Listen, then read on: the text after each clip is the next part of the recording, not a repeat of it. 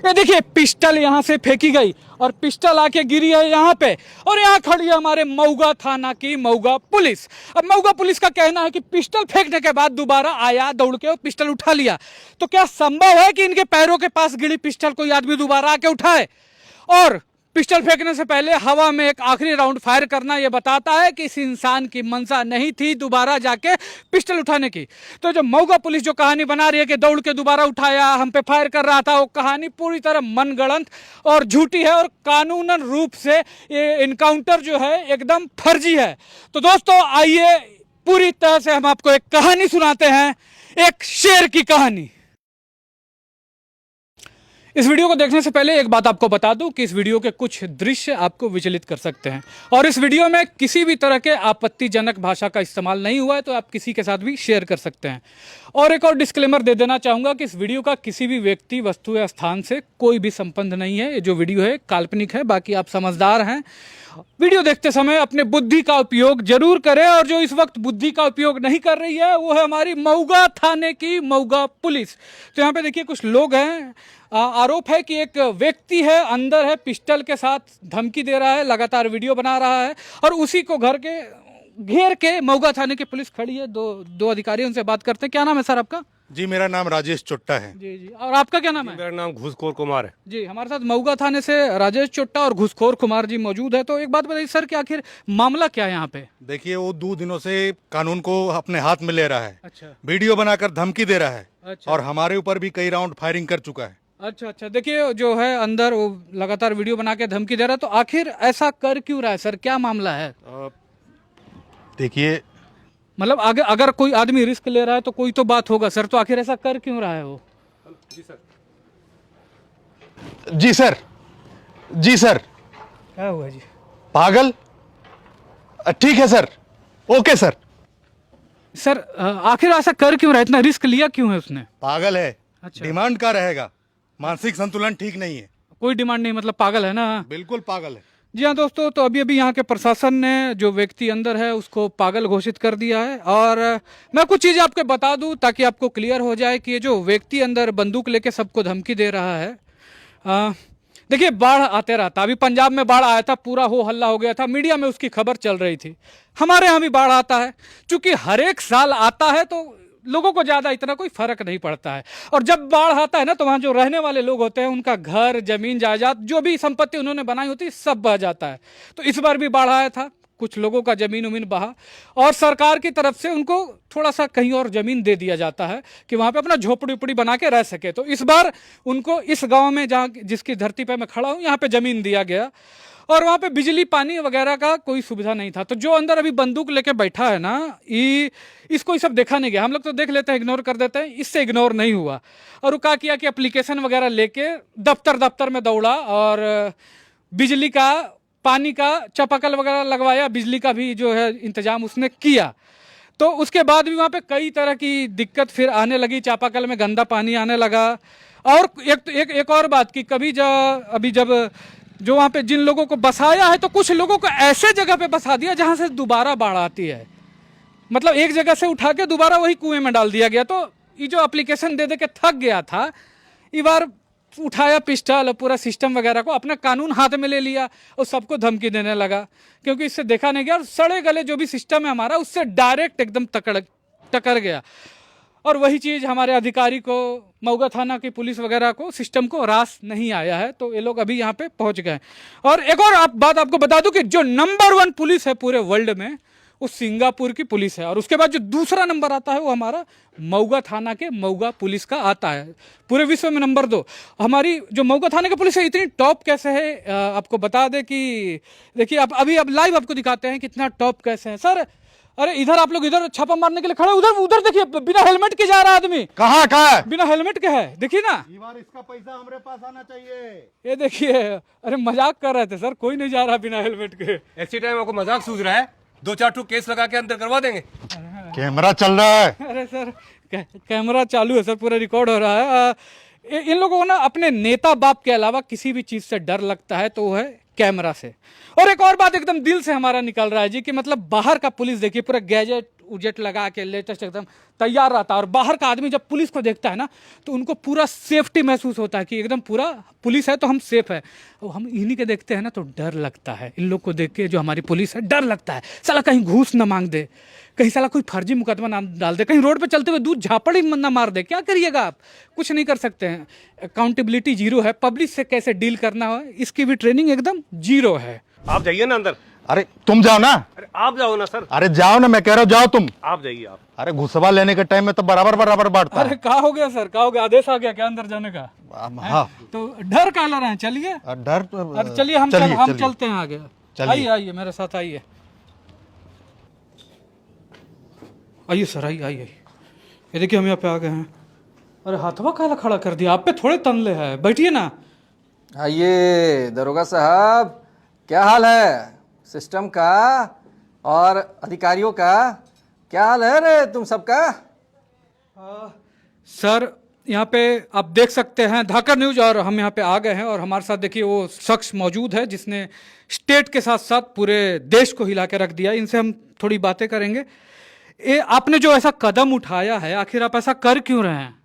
ये युद्ध है और ये युद्ध सभी के लिए है। जो भी क्षेत्र है उसमें जो भी कार्य जरूरी है वो होना चाहिए, जैसे कि सड़क, हॉस्पिटल, जो पूरा ईमानदारी के साथ बिना भ्रष्टाचार के होना चाहिए। जी जी, तो हम समझ गए हैं। तो एक और चीज़ है कि जो आप कर रहे हैं, तो आपने बताया कि सड़क और दूसरे लोगों के लिए कर रहे हैं, तो क्या इसमें आपका कोई पर्सनल फायदा नहीं है? कुछ अपने पर्सनल प्रॉफिट के लिए नहीं कर रहे हैं आप? इतना बड़ा रिस्क ले लिया आप। अपना पेट तो जानवर भी भरता है। मेरा घर का हालत देख ही रहे हैं। अगर अपना फायदा देखते तो ऐसे ही घर होता। जी जी जी। तो अच्छा, और एक और बात बताइए कि तो इस चीज़ के लिए आपको हथियार उठाने की क्या ज़रूरत पड़ गई? इस देश में नई सोच और नई क्रांति स्थापित करने के लिए ही शस्त्र उठाए गए हैं। जहां देखो साला ये सब भ्रष्टाचार करता है, जनता का पैसा खा जाता है। जी, तो आपकी ये जो लड़ाई है इसको आप कानूनी तरीके से भी तो आप लड़ सकते थे। बदलाव ऐसे ही आता है, बदलाव आने वाला है। जिसकी दूरदृष्टि इतनी होगी वो समझ जाएगा। जी, तो आप इतना बड़ा रिस्क ले लिए हैं, आप गन उठा लिए हैं, तो और पूरे सिस्टम को आप डायरेक्ट ऐसे चुनौती दे रहे हैं लाइव आके, तो मतलब अगर सिस्टम की तरफ से कुछ किया जाए, आप पर हमला, गोली वोली मार दी जाए आपको, तो आपको डर नहीं है? समाज में और देश में बदलाव ऐसे ही नहीं आता है। क्रांतिकारियों की शान गोली खाने और खिलाने में है। साला साला, अरे अरे अरे भागे, अरे रे चल भाग यहाँ से। चलाकी करता रे रे, तनियो पिस्तौलवा लहरावत ला तो तनियो के साला के वीडियो। साला आता है जब आतंकवादी तो डर कर भाग जाएगा। का रे रे, जहां बोलना है साला वहां तो निकलवे नहीं करेगा बोली। साला पैसा लेके घूस लेकर बोलवे नहीं करेगा, पिस्तौल दिखाता है रे रे साला। हिम्मत है तो जाकर क्रिमिनल के, बदमाश के पकड़ो ना साला। का सर, मतलब ये घूसखोर वगैरह तो बहुत देखे होंगे आप, भ्रष्ट नेता वगैरह। पहला बार क्रांतिकारी देख रहे हैं, कुछ लपलपा रहा है पिछवाड़ा। थोड़ा थोड़ा। रिकॉर्डिंग करो लोग, ये लोग तक करिए रहा है। समाज में भी होके के चाहिए नू। धाकड़ न्यूज़ पे भी हम रिकॉर्डिंग कर रहे हैं। एक और बात कि कुछ बाहर जातिवादी कीड़े हैं, तो आपके जाति को लेकर और इस पे बहुत, उन लोग का तो काम ही है, लेकिन मैं आपसे पूछना चाहता हूं कि जाति को लेकर कई आरोप वगैरह लग रहे हैं, उस पर क्या बोलिएगा आप? ये जो मैं कर रहा हूं क्या किसी एक जाति के लिए कर रहा हूं? मैं जनरल हूं तो सिर्फ जनरल के लिए कर रहा हूं। मैं SC, ST, OBC सब हूं। मैं इस भारत का नागरिक हूं। मैं ये पूरे देश के लिए कर रहा हूं। जी जी, आपकी बात तो हमें समझ में आ गई, लेकिन आप इस जो लड़ाई है आपकी, आप ये कानून की नज़र में गैर कानूनी है, तो आप इस लड़ाई को मतलब कानून में रहते हुए, कानून का पालन करते हुए भी आप लड़ सकते थे। हाँ, इन्हीं चोरवन के ना यही भाषा समझ में आता है साला के। जब तक मेरा शरीर है, प्राण रहेगा उसमें, ऐसे लोगों को मैं खिलवाड़ करने नहीं दूंगा। क्या आप लोग समझते हो जुग चला गया? भगत सिंह उसी जमाने में पैदा होते थे क्या? मैं अपने देश के लोगों पर हाथ नहीं उठा सकता। नहीं तो मैं, अंग्रेज लोग होते ना, तो कब का बता देता मैं इन्हें। चलिए छोड़िए, हथियार दे दीजिए। जब तक मेरा मांग पूरा नहीं होगा युद्ध जारी रहेगा, और अगर नहीं होता है तो मैं तैयार हूं अपना बलिदान देने के लिए। थोड़ा थोड़ा आप लोग भी समझ रहे होंगे कि मैं क्या करना चाहता हूं। आपका दिमाग ना माने लेकिन दिल जरूर समझ रहा होगा आप लोग का। हाँ देखिए, मैं एक बात कहना चाहता हूँ कि मतलब इन्हीं के तो घूस ले हुए नेता का ऑर्डर मानी मानी दिमाग खराब हो गया। लेकिन मैं समझ रहा हूँ, देखिए कानूनता ये तरीका तो बिल्कुल भी गलत है। हम इस तरीके का समर्थन बिल्कुल नहीं करते, न किसी को बोलते हैं कि वो इस तरह की कोई हरकत करे। लेकिन अभी इस जगह में जहाँ 1 रुपये 2 रुपये के लिए लोग एक दूसरे का मर्डर कर दे रहे हैं, वहाँ अब बिना किसी पर्सनल स्वार्थ के गरीबों की आवाज़ उठा के खड़े होना और पूरे सिस्टम से डायरेक्ट जाके टकर जाना, अंजाम जानते हुए भी कि कुछ भी हो सकता है, अपना बलिदान देने के लिए तैयार हो जाना, ये काम देखिए कोई नॉर्मल शख्स तो बिल्कुल नहीं कर सकता। ये काम तो एक क्रांतिकारी ही कर सकता है, भले ही वो कानून की नज़र में गलत क्यों ना हो। तो हमारी सलाह यही रहेगी कि आप इसको कानून के दायरे में रह के अपनी लड़ाई लड़िए, क्योंकि आप जैसे लोगों की इस समाज को बहुत ज़्यादा ज़रूरत है। भागो साला यहाँ से।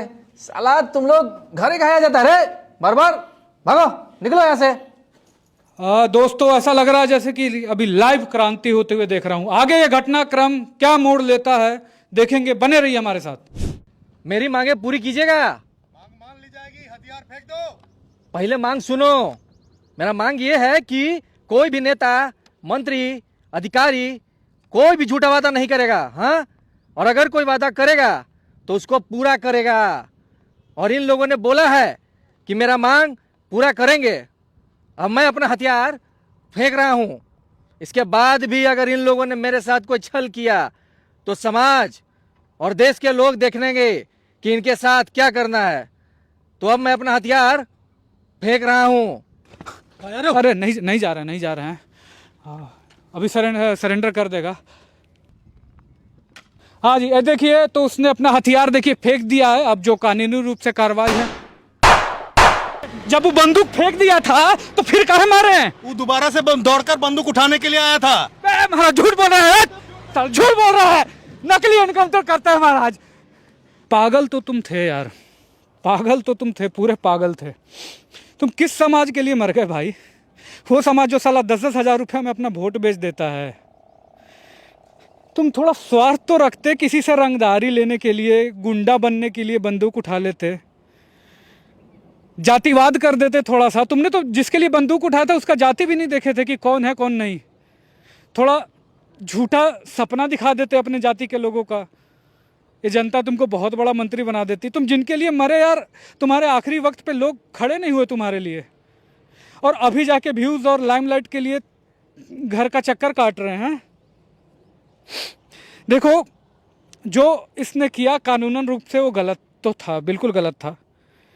लेकिन जो कानून कहता है कि ये गलत है, वही कानून ये भी कहता है कि सरेंडर करने के बाद किसी का फर्जी एनकाउंटर करना वो भी पूरी तरह से गलत है। आपने देखा होगा कि इस वीडियो में हमने चेहरा नहीं दिखाया तिवारी का, क्योंकि एक तिवारी जो है ना, हम हर एक लोगों के बीच में है, हमारे अंदर में। भले ही वो निकल नहीं पाता, लेकिन लोग त्रस्त तो आ चुके हैं इस सिस्टम से। लेकिन इस सिस्टम को सही करने का तरीका है कि आप सिस्टम में रहिए और इसको सही कीजिए। ये हथियार लहराकर, अभी कुछ लोग हथियार लहराकर धमकी दे रहे हैं पुलिस को, उल्टा पुल्टा बोल के वीडियो बना रहे हैं। भाई ये सब मत करो। ये सब करने से ना तुम उस महान आदमी के बलिदान को व्यर्थ कर रहे हो। तुम और मैं साले साधारण आदमी है, ये असाधारण आदमी था। जब वहाँ पे गया था ना, बंदूक लेके खड़ा था, या जब लोगों को धमकी दे रहा था, तो उसे पता था कि इस चीज़ का अंजाम क्या होगा। उसके बावजूद भी एक सिकन तक नहीं थी उसके चेहरे पर। क्रांति का शुरुआत तो उसने कर दिया है, और उसके सपने का पूरा करना ना हम लोग का जिम्मेवारी है, उसके सपनों को पूरा करना। और वो कैसे होगा? मैं देखो एक कॉमेडियन हूँ, इस तरह के सेंसिटिव टॉपिक पे वीडियो नहीं बनाता हूँ, लेकिन मैंने आज पूरा रिस्क लेके वीडियो बनाया है, क्योंकि इस शेर के सम्मान में ना बोलना बहुत ज़्यादा ज़रूरी था, इसको न्याय मिलना बहुत ज़्यादा ज़रूरी था। तो अभी हम क्या कर सकते हैं कि इसका सपना पूरा हो? लोगों की जिस तरह से तुम समाज की मदद कर सकते हो करो, क्योंकि यही तो इसका भी सपना था। ये भी तो समाज के लिए जान दे दिया इसने अपना, कोई पर्सनल स्वार्थ था इसका? मैं इस वीडियो की जो भी कमाई होगी गरीब बच्चों की पढ़ाई में मैं खर्चा कर दूंगा सारा का सारा। और आप देखो कि आप इस समाज को क्या दे सकते हो। कोई छोटी सी भी मदद किसी की कर सकते हो तो करो, कानून हाथ में मत लो। इस भाई का सपना पूरा होना चाहिए, बलिदान व्यर्थ नहीं जाना चाहिए इस भाई का। और इस मैसेज को ना शेयर कर देना लोगों में, ताकि जो नहीं जानते हैं इसके बारे में पूरे विश्व को देखो पता चलना चाहिए कि हमारी धरती पर ना एक शेर ने जन्म लिया था। जय हिंद।